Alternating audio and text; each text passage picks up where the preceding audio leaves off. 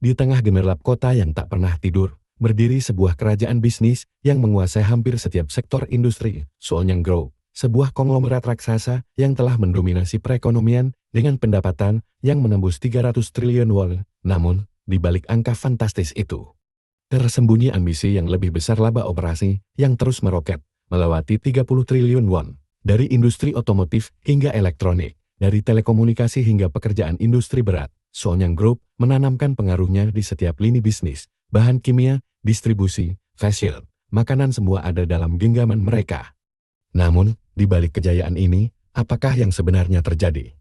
Apakah Soonyang Group adalah simbol kesuksesan yang sempurna, ataukah ada rahasia kelam yang tersembunyi di balik gedung-gedung megahnya? Di balik angka-angka yang mengesankan, ada kekuatan yang sedang bergerak dalam bayang-bayang, sebuah kisah tentang ambisi, kekuasaan, dan mungkin pengkhianatan. Soonyang Group, konglomerat raksasa yang menguasai hampir semua aspek bisnis di Korea. Perusahaan ini bukan hanya simbol kejayaan ekonomi, tetapi juga impian bagi banyak orang yang ingin mencapai kesuksesan. Tahun demi tahun, Soonyang selalu dinobatkan sebagai perusahaan terbaik, menarik para lulusan terbaik untuk bergabung dalam jaringan bisnisnya yang luas.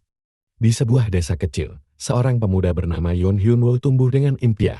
Di sebuah desa kecil, seorang pemuda bernama Yoon Hyun-woo tumbuh dengan impian besar. Berasal dari keluarga sederhana, ia menempuh pendidikan di universitas lokal dengan harapan bisa mengubah nasibnya. Setelah bertahun-tahun belajar dengan tekun, dia akhirnya berhasil lulus ujian seleksi dan diterima di Soonyang Group. Saat kabar kelulusannya menyebar, seluruh desa ikut merayakan keberhasilannya. Ayahnya, dengan penuh kebanggaan, mengumpulkan seluruh keluarga besar dan mengadakan pesta untuk merayakan pencapaian ini. Yoon Hyun-woo merasa bangga, terlebih lagi ketika ia mengetahui bahwa ia akan ditempatkan di kantor perencanaan strategis masa depan di gedung utama Soonyang. Ini adalah kesempatan emas yang hanya didapatkan oleh sedikit orang jalan menuju kesuksesan yang telah lama diimpikannya. Saat mengangkat gelas dan tersenyum lebar di tengah pesta keluarga, hatinya dipenuhi dengan kebahagiaan. Ia merasa bahwa ini adalah awal dari kehidupan baru, kehidupan yang penuh dengan peluang dan kemenangan. Namun, di balik semua itu, ia belum menyadari bahwa Soonyang menyimpan lebih dari sekadar kejayaan. Perjalanan Yoon Hyun-woo baru saja dimulai. Dan apa yang menantinya di balik gerbang megah Soonyang masih menjadi misteri. Sebuah nama yang terdengar megah, penuh janji akan peluang besar dan masa depan cerah. Yoon Hyun-woo membayangkan ruangan penuh dengan para eksekutif visioner, diskusi tentang strategi bisnis yang akan mengubah dunia, dan kesempatan untuk naik ke puncak kekuasaan. Namun, kenyataan jauh dari impiannya. Alih-alih menjadi bagian dari tim perencana elite, Yoon Hyun-woo malah ditugaskan sebagai tukang bersih-bersih, sebuah istilah yang tampaknya tak sekadar merujuk pada pekerjaan membersihkan kantor. Malam itu, Yoon Hyun-woo dikirim ke lokasi konstruksi Soonyang yang masih dalam tahap pembangunan. Pemandangan di depannya lebih menyerupai dunia gelap yang tersembunyi dari sorotan media. Di bawah cahaya remang-remang, beberapa pria bersetelan rapi berdiri mengawasi. Sementara beberapa orang lain menggali sesuatu di tanah dengan ekspresi dingin. Yoon Hyun-woo menelan ludah. Ia mulai memahami arti sebenarnya dari membersihkan di dunia bisnis ini. Bukan sekadar menghapus ribu di meja direksi, tapi sesuatu yang jauh lebih dalam dan lebih berbahaya. Apakah ini harga yang harus ia bayar untuk menjadi bagian dari Soonyang? Yoon Hyun-woo baru saja memasuki permainan yang tak pernah ia duga sebelumnya. Sebagai tukang bersih-bersih, Yoon Hyun-woo diberi tugas untuk menyingkirkan mereka yang merepotkan dan mengganggu. Tanpa banyak pertanyaan, ia harus menjalankan perintah. Itulah posisinya di perusahaan tersebut. Namun, Yoon Hyun-woo menolak untuk hanya menjadi pion di permainan ini. Ia sadar, jika ingin bertahan dan naik ke puncak, ia harus lebih dari sekadar eksekutor tugas kotor. Malam demi malam, di tengah rasa lelah yang menghantui, Yoon Hyun-woo mengasah dirinya. Ia belajar bahasa Inggris, mempelajari seluk-beluk bisnis, menganalisis strategi perusahaan, dan memahami seluk-beluk politik internal Soonyang. Dengan rahang yang mengeras dan tekad yang membara, ia berusaha lebih keras dari siapapun. Hingga akhirnya, segalanya berubah. Posisinya bukan lagi sebagai orang yang tak terlihat. Sekarang, tidak ada satupun anggota keluarga besar Soonyang yang tidak mengenal nama Yoon Hyun-woo. Namanya bukan lagi sekadar catatan kecil di bagian bawah hierarki perusahaan. Namanya kini terukir di benak mereka semua. Setiap kali mereka marah atau menghadapi masalah, yang pertama mereka cari bukanlah solusi, tetapi nama Yoon Hyun-woo. Ia bukan anggota keluarga Soonyang. Namun, ia tahu lebih banyak daripada sebagian besar dari mereka. Selama 13 tahun bekerja di perusahaan ini, Yoon Hyun-woo telah melihat, mendengar, dan menyimpan lebih banyak rahasia daripada siapapun. Bagi sebagian orang, ia hanyalah seorang pekerja biasa. Namun di balik layar, ia menyaksikan segalanya. Dan hanya sedikit orang yang tahu bahwa Yoon Hyun-woo mengetahui rahasia terbesar keluarga Soonyang. Rahasia yang bisa menghancurkan mereka semua. Di dunia korporat yang penuh intrik dan pengkhianatan, Yoon Hyun-woo bukanlah siapa-siapa. Setidaknya, itulah yang mereka pikirkan.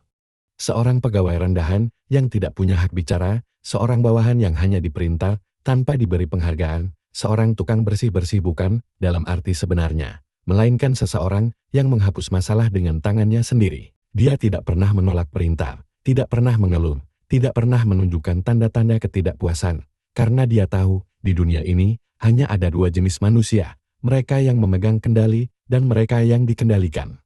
Tapi meskipun berada di bawah, dia tetap mengamati. Dia belajar. Dari dokumen-dokumen yang harus ia urus, dari transaksi-transaksi yang harus ia pastikan tetap berjalan, dari rahasia-rahasia yang ia jaga dengan nyawanya sendiri. Dan sekarang, kepercayaan itu diberikan padanya. Mereka tidak ragu untuk menitipkan uang kotor mereka ke rekening pribadinya. 700 juta dolar. Jumlah yang cukup untuk membuat seorang pria menghilang dari muka bumi tanpa jejak. Dan sekarang, Yoon Hyun-woo berada di Moldova Airport. Tangannya menggenggam erat gagang koper biru, di dalamnya hanya ada dokumen perjalanan dan beberapa barang pribadi, tapi beratnya terasa lebih dari sekadar koper biasa. Ini bukan hanya tentang uang, ini tentang kepercayaan. Sebuah kepercayaan yang tidak datang dengan hadiah, melainkan dengan tali di leher. Karena di dunia keluarga Soonyang, kepercayaan adalah pisau bermata dua. Kau dipercaya sampai kau tidak lagi dibutuhkan. Dan ketika itu terjadi, kau akan disingkirkan. Apakah ini awal dari kebebasannya? Atau justru awal dari kehancurannya? Satu hal yang pasti, dia tidak bisa mundur lagi. Langkah kaki Yoon Hyun-woo terdengar mantap saat ia melangkah keluar dari bandara. Udara segar menyambutnya, angin hangat menyapu wajahnya yang lelah. Setelah perjalanan panjang, ia berhenti sejenak, membiarkan cahaya matahari menyilaukan pandangannya, tangan kirinya menutupi matanya. Sedangkan tangan kanannya tetap menggenggam erat koper biru yang menyimpan segala rahasia. Di dalam koper itu, bukan hanya barang pribadi, tetapi juga harapannya untuk masa depan yang lebih baik. Ia menatap langit yang cerah, merasakan kebebasan yang belum pernah ia rasakan sebelumnya. Namun, di balik semua itu, ada beban berat yang menghantui pikirannya. 700 juta dolar, jumlah yang cukup untuk mengubah hidup seseorang, atau justru mengakhiri hidupnya dalam sekejap. Uang itu bukan miliknya, melainkan milik keluarga Soonyang yang telah mempercayakan segalanya padanya. Kepercayaan yang diberikan bukanlah anugerah, melainkan kutukan yang harus ia tanggung sendirian. Tersenyum miris, ia menarik napas dalam-dalam, mencoba menenangkan hatinya. Ia telah bekerja untuk mereka selama 13 tahun, melakukan segala yang diperintahkan tanpa bertanya. Setiap masalah yang mereka hadapi, ia yang menyelesaikan. Setiap rahasia yang harus disimpan, ia yang menjaga. Mereka telah menyerahkan kekayaan mereka ke tangannya, seolah-olah ia adalah bank berjalan yang tak boleh berkhianat. Tapi, apakah ia benar-benar bisa dipercaya? Langkahnya kembali bergerak, meninggalkan keramaian bandara. Kepalanya menoleh ke kiri dan kanan, memastikan tidak ada yang mencurigakan. Dia tahu betul, uang sebesar itu bukan hanya menarik perhatian keluarga Soonyang, tetapi juga orang-orang yang ingin menjatuhkan mereka. Di setiap detik yang berlalu, ancaman bisa datang dari mana saja. Ia bisa saja dikhianati, dijebak, atau bahkan diakhiri sebelum sempat melarikan diri. Namun, satu hal yang pasti, ia tidak akan kembali dengan tangan kosong. Ruangan remang-remang itu dipenuhi ketegangan. Seorang pria berjas duduk di kursinya, menatap tajam ke arah Yoon Hyun-woo yang berdiri tegak di depannya. Kau akan tinggal di Moldova untuk sementara, katanya. Hyun-woo mengerutkan dahi. Kenapa, Tuan? Tanyanya. Pria itu menjelaskan bahwa uang 700 juta dolar yang dititipkan ke rekeningnya baru bisa dikembalikan setelah keadaan aman. Tak ada emosi dalam suaranya, hanya perhitungan yang matang dan keputusan yang tak bisa diganggu-gugat. Hyun-woo menelan ludah, menyadari besarnya risiko yang harus ia tanggung. Apa tidak masalah mengirimkannya ke rekeningku? Tanyanya, mencoba memastikan. Pria itu tak langsung menjawab, hanya menyunggingkan senyum tipis sebelum berkata, tentu saja. Udara terasa semakin berat. Hyun-woo tahu ini bukan hanya soal uang, tetapi juga hidupnya. Menerima tugas ini berarti ia harus siap menghadapi segala konsekuensinya, baik dari hukum maupun musuh yang mengincarnya. Senyum pria itu perlahan menghilang. Tidak ada yang bisa kupercayai, bahkan istriku sendiri, ucapnya. Yunwoo terdiam, menyadari betapa kepercayaan di dunia ini sangat langka. Jika seseorang yang begitu berkuasa saja tak bisa mempercayai orang terdekatnya, lalu siapa yang bisa? Baginya uang dan kekuasaan bukanlah jaminan keselamatan dalam permainan ini. Hanya mereka yang paling cerdik dan berhati-hati yang bisa bertahan. Di ruangan yang gelap dan berwibawa, seorang pria berjas berdiri tegak, tatapannya tajam, tanpa sedikit pun keraguan, dari kursinya. Seorang pria lain berkata dengan nada penuh kepastian, dana itu, hanya kau yang bisa mengurusnya. Ia tidak terkejut. Uang dalam jumlah besar bukanlah hal baru baginya, itu bukan beban, melainkan alat untuk memperkuat posisinya. Tidak ada tempat bagi kesalahan. Karena dunia yang ia masuki hanya mengenal satu hukum, yang kuat akan bertahan. Saat melangkah keluar, sinar matahari menyilaukan matanya, membuatnya sedikit menyipit, tangannya terangkat, meraih kacamata hitam yang selalu menjadi ciri khasnya. Moldova bukan sekadar tempat pelarian, melainkan panggung baru untuknya. Tak ada yang mengenalnya di sini. Dan itu adalah keuntungan besar, keluarga Song yang telah memberikan kepercayaan penuh kepadanya, dengan dana besar dalam genggaman, kini semua bergantung pada kemampuannya mengelola segalanya. Ia mengenakan kacamatanya, tersenyum tipis sambil menatap ke depan. Di dalam dadanya, ambisi yang lama terpendam mulai menyala kembali. Ini bukan sekadar tugas biasa, melainkan awal dari sesuatu yang lebih besar. Hidupku baru saja dimulai. Pikirnya dengan penuh keyakinan, ia tidak akan menyia-nyiakan kesempatan ini. Tidak ada jalan mundur, hanya langkah maju menuju puncak. Di dunia yang keras ini, hanya mereka yang berani mengambil risiko yang akan menguasai segalanya. Melangkah keluar dari bandara, pria itu menarik napas dalam. Udara di tempat baru ini terasa berbeda, seolah membuka lembaran baru dalam hidupnya. Namun, langkahnya terhenti ketika suara berat seseorang memanggil namanya. Aigo, Ketua Yon. Ia mengangkat alis, sedikit terkejut. Bukan karena suara itu asing, melainkan karena ia tak menyangka akan langsung disambut. Tatapan tajamnya menelusuri dua sosok tegap yang berdiri di hadapannya, mengenakan jas rapi dengan ekspresi tanpa emosi. Dua pria bertubuh besar itu berjalan mendekat. Postur mereka kaku dan terlatih. Terima kasih sudah repot-repot datang kemari. Salah satu dari mereka berbicara dengan nada hormat, tetapi tegas. Mata pria itu menyipit di balik kacamata hitamnya, menganalisis situasi dengan cepat. Mengapa mereka ada di sini? Apakah ini bagian dari rencana yang sudah diatur sebelumnya, atau justru kejutan tak terduga? Tangannya tetap menggenggam erat koper biru di sisinya, seolah bersiap menghadapi bodyguard. Gumamnya pelan, lebih kepada dirinya sendiri. Tatapan tajamnya tak lepas dari dua pria itu, mencoba membaca niat di balik kehadiran mereka. Instingnya mengatakan ada sesuatu yang tidak beres. Ia datang ke sini dengan rencana matang. Tetapi kehadiran mereka mengisyaratkan adanya pihak lain yang ikut campur. Ia menghela napas, berusaha tetap tenang. Kenapa kalian ada di sini? Tanyanya akhirnya, suaranya penuh kewaspadaan. Ketua Yun menatap pria berjas hitam di hadapannya dengan penuh kecurigaan. Pria itu berbicara dengan nada datar. Presdir mengirim kami untuk membantu Anda di sini. Kata-kata itu membuat Yun terdiam sesaat. Ia tidak pernah meminta bantuan. Apalagi dalam misi ini, rahannya mengeras. Menyadari bahwa rencananya telah diketahui lebih banyak orang dari yang seharusnya, pandangannya tajam, mengamati setiap gerak-gerik mereka dengan penuh waspada, mencoba memahami niat sebenarnya. Ia menghela napas, lalu menatap mereka dengan ekspresi tajam, membantu.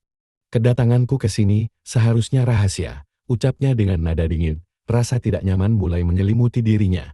Jika Presdir mengetahui keberadaannya, berarti ada kemungkinan pihak lain juga mengetahuinya. Itu bukan hal yang baik. Ia datang dengan harapan bisa bergerak tanpa perhatian berlebihan.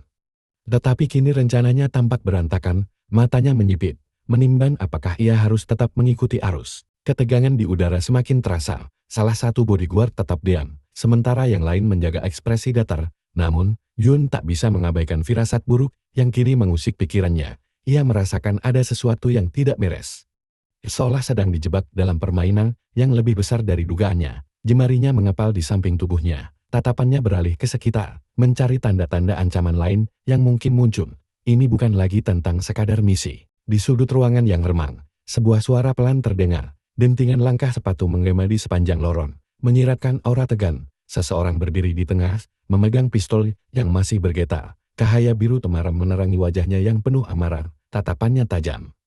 Menunjukkan bahwa situasi sedang diambang bahaya. Ia tak percaya dengan apa yang baru saja terjadi. Segala rencana yang telah ia susun seakan hancur dalam sekejap mata. Sosok pria berkacamata yang baru saja tiba, menatap orang-orang di hadapannya. Ia tahu bahwa sesuatu yang buruk sedang berlangsung. Dua pria berbadan kekar berdiri tegap, menjaga jarak tetapi cukup dekat untuk mencegah gerakan tak terduga. Salah satu dari mereka berbicara dengan nada datar, menyampaikan perintah dari Presdir. Namun, bagi pria itu, ini bukan sekadar instruksi biasa. Ada sesuatu yang mencurigakan. Wajahnya menegang, ia merasa dikhianati. Kedatangannya ke tempat ini seharusnya dirahasiakan. Tetapi kehadiran mereka membuktikan bahwa seseorang telah membocorkan informasinya. Jantungnya berdetak lebih cepat. Keringat dingin mulai mengalir di pelipisnya. Ia mencoba tetap tenang.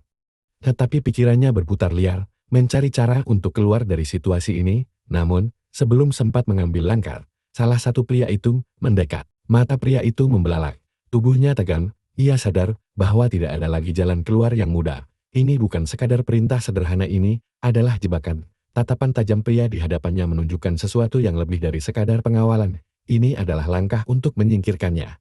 Mulutnya menggumamkan sesuatu, hampir tidak terdengar. Tidak mungkin, pikirnya. Perlahan, cahaya di ruangan itu semakin redup. Wajahnya berubah drastis, mencerminkan ketakutan bercampur kemarahan. Ia merasakan sesuatu yang telah lama ia hindari. Pengkhianatan yang nyata. Jika ia tidak bertindak cepat, nasibnya akan berakhir di tangan mereka. Namun, ia tidak akan membiarkan hal itu terjadi begitu saja. Ia harus mencari cara untuk keluar sebelum semuanya terlambat. Angin sore bertiup pelan, membawa aroma dedaunan kering yang berguguran. Seorang pria duduk di dalam mobil dengan pandangan kosong menatap ke depan. Sudah 13 tahun berlalu sejak ia pertama kali melayani keluarga besar Soonyang Group. 13 tahun yang terasa begitu panjang.